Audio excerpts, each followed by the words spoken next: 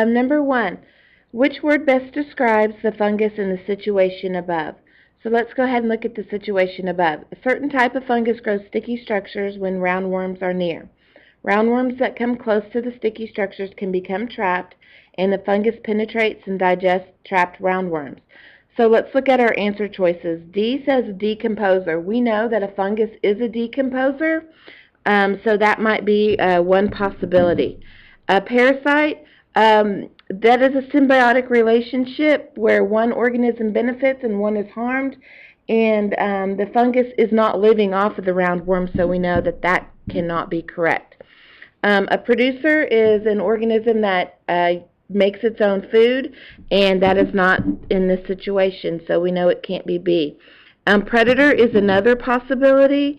So let's go back up to the situation where it talks about how that whenever the roundworm is near, then it grows the sticky structures. So that is not talking about a decomposer. It is a predator, so A is the answer. Question number 2. There are several species of salamanders that have adapted for life in underground caves. These salamanders usually have small, non-functional eyes.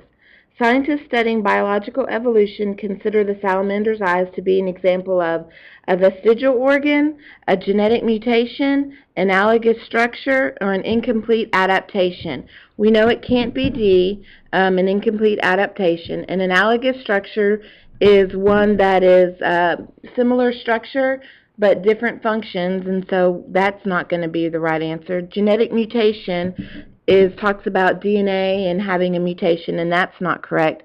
So a vestigial organ is the correct answer, A. A vestigial organ is something that is present in an organism but is usually functionless, kind of like your appendix is in your digestive system. So A is the answer.